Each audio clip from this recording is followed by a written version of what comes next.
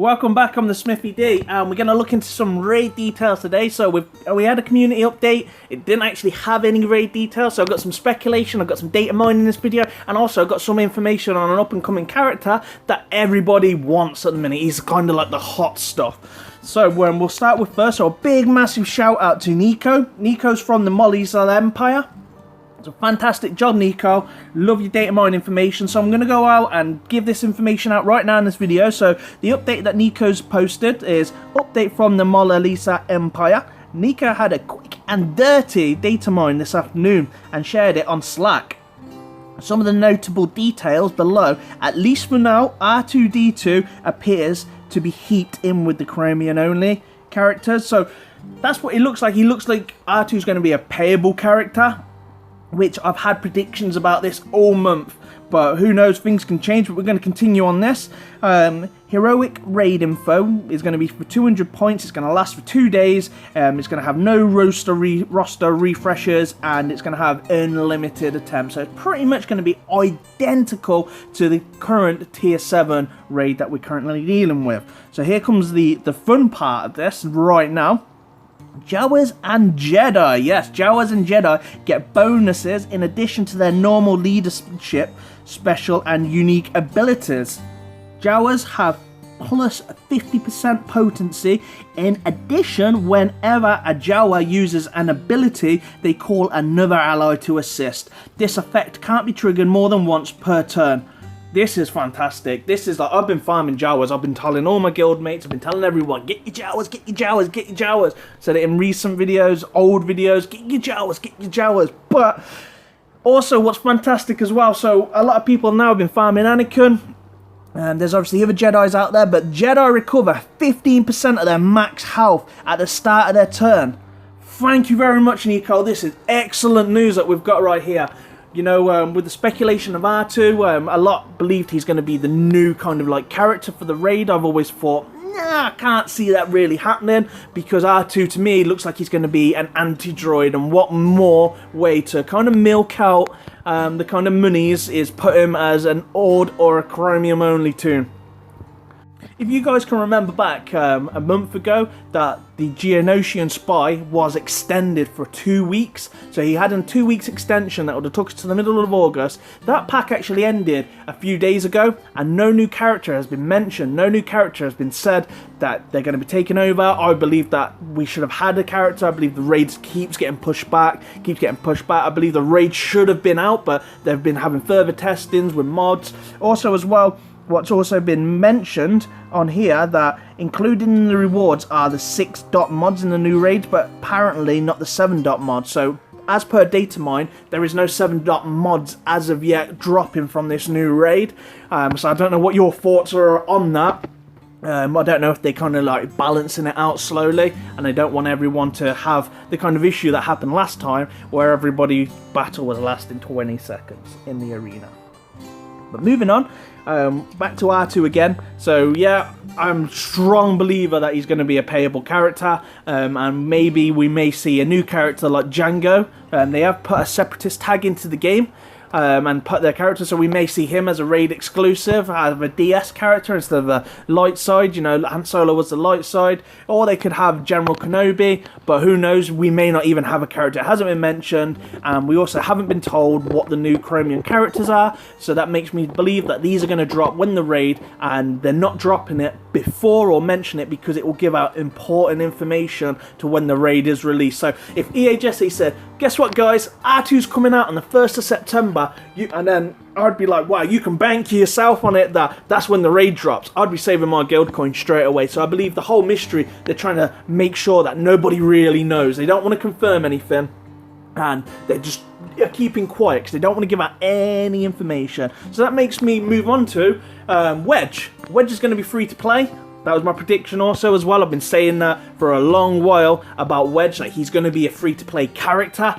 After the login, everyone believed he's going to go into the shipments for like refreshes, you know, when you spend like 300 crystals or so, or he's going to be a Chromium toon. But no, he's going into the cantina. This has been confirmed on Reddit by an actual dev. Make sure as well you're stocking up on your raid gear. So Wedge himself is going to need 1 furnace, 1 droid caller, 1 security scanner, and 2 Nubian tech. So you only need 1 Nubian tech, so you need 4 pieces of raid gear to actually get him to the max kind of like gear level. But if you really want to max him out and get his best stats, you're actually going to need 2 Nubian tech.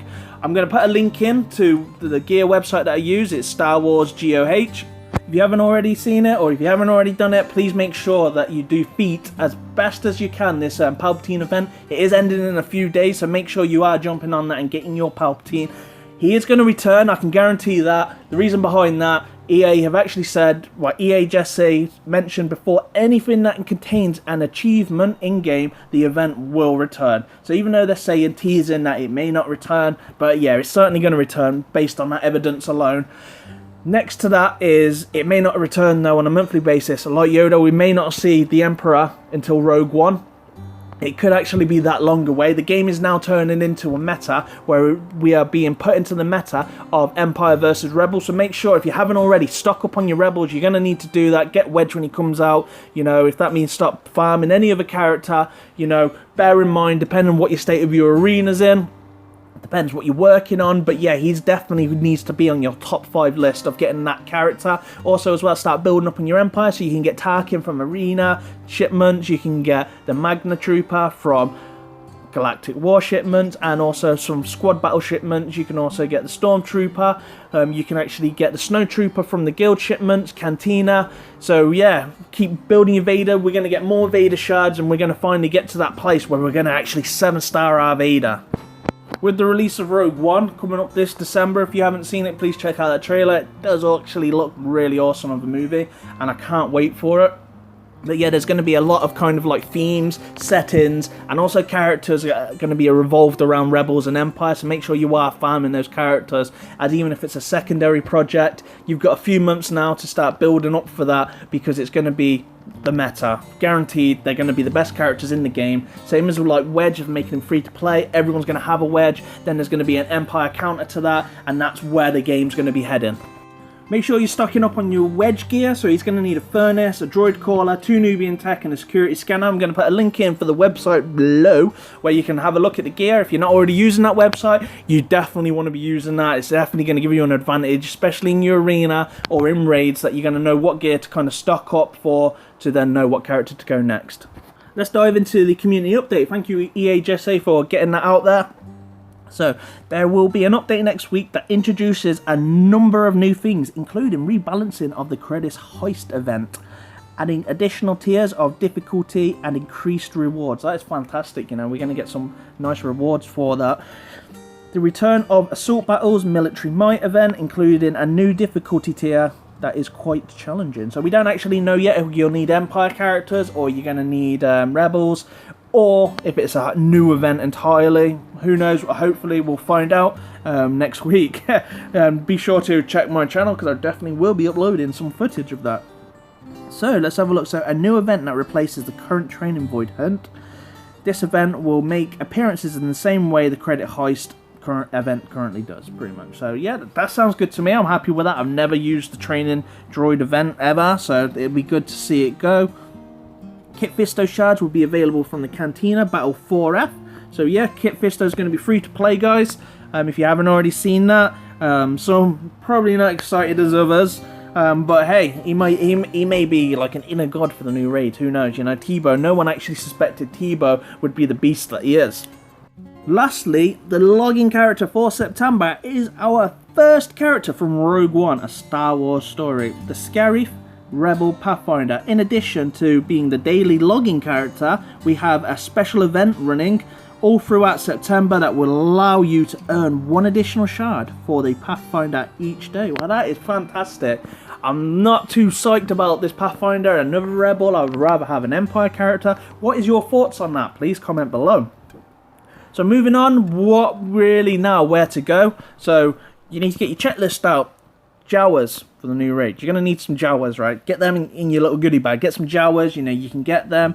Get some Empire characters, get some more Jedi, start gearing them up. I don't know about Eve Koff, if he's going to be any good, so I'd probably hold your thoughts on that. Maybe if you wanted to put his gear aside and not waste gear, because the potency on the new raid looks to be very, very high, and Jawa's maybe the only ones that can kind of break that barrier with them having more potency. So I believe they're going to be quite good, but you're going to have to probably make your hybrid team, have some Rebels in there, have some Jawas in there, maybe have Anakin, because he's going to be fantastic on his kind of like area of effect. But we'll have to see how it goes.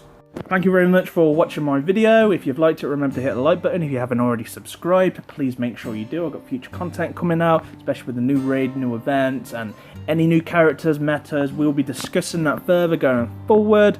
So yeah, have a fantastic day, and may the Force be with you.